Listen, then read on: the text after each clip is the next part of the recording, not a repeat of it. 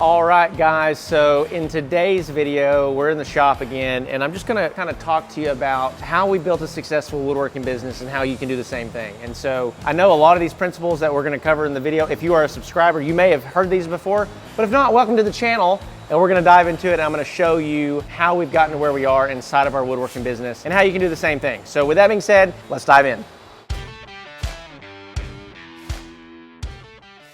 All right, guys, so in today's video, let's dive into how to build a successful woodworking business. And so first of all, know that it's hard to do it, right? It's hard to build a successful woodworking business. You are competing against imported furniture, you're competing against cheaper prices. And so if you don't do all the things that I talk about inside of this video, you're gonna really struggle along the way. The first thing that's so important when it comes to building a successful woodworking business is that you can't brand yourself by your name. And so what I mean by that, this is not to say that there aren't people out there that are very successful doing this, but the most successful woodworking businesses that I see, they actually have a business name. It's not just Zach Vaught Woodworking or Zach Vaught the Woodworker. It's that we have an entity that's bigger and greater than me personally. And so I see a lot of people that what they do is they just throw their name on it and throw woodworking on the end of it. If people don't know you, if you don't already have an established reputation, that doesn't get you anywhere. It doesn't mean anything to anybody, right? One of the first things that I really encourage people to do is come up with a really good name that resonates with your client that you're gonna go after. The second thing I would say with that is that you gotta know who you're going after. You know, who are you gonna sell to? Are you gonna sell to anybody and everybody? Well, you might sell to anybody and everybody, but you can't market yourself that way. You cannot position yourself that way. And so you've got to be able to distinguish who is my market that I'm pursuing and what am I going to build them specifically. And so you have to have a really clear niche, and you have to have a really clear target audience, and you have to have a set of standardized products inside of that niche. So what do I mean by that? So for us, if you look over here, these are a couple table designs that are our designs. We manufacture these designs. We still have people that come to us and say, hey, can you build this one-off design? Can you do this? Can you do that? And depending on the job, we might take it or we might not.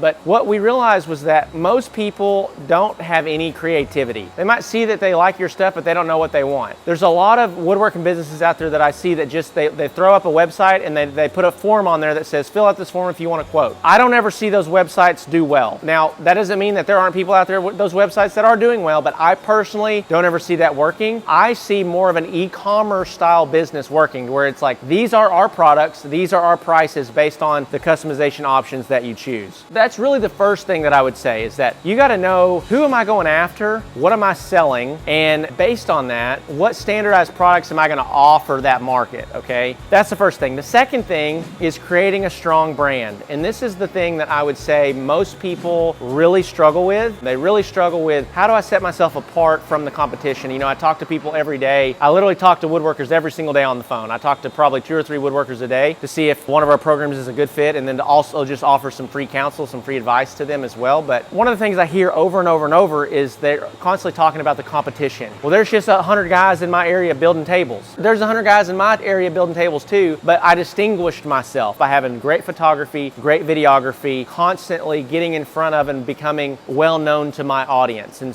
then by also having a great product. Like if you just create a really great product that blows people away by how great it is, you're gonna stand up and rise above the competition.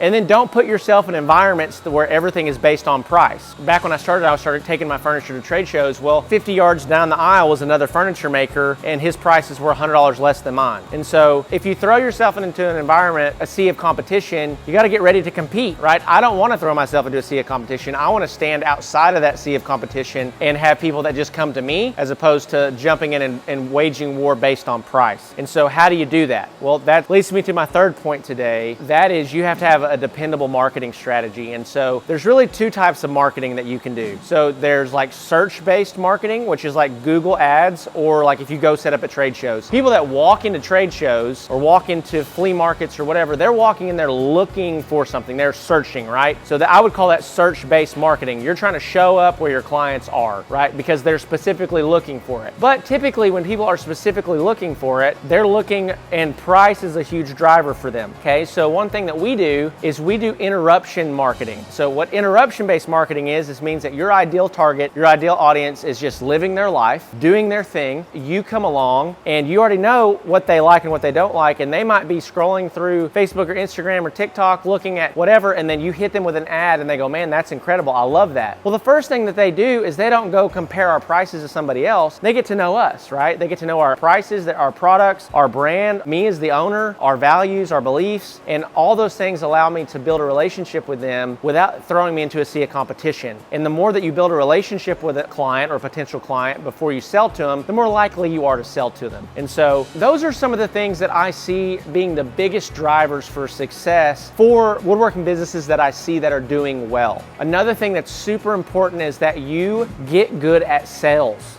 I meet so many woodworkers that the reason that they're woodworkers is because they don't like people and they want to hide in a shop all day. And I totally understand that, but you're never going to build a big business like that. Either you have to become a good salesperson or you have to hire a good salesperson. If you will do one of those two things, when you get an opportunity to sell, you're going to maximize that opportunity, right? One thing that I talk to woodworkers about all the time is I'll ask them, how many quotes did you give out last month? And they'll say, I gave out 4 quotes or 5 quotes. Well, even if you were an absolute stone cold killer of a salesperson and you sold all 4 or 5, well, you're only going to make, let's say, $8,000 or $10,000, right?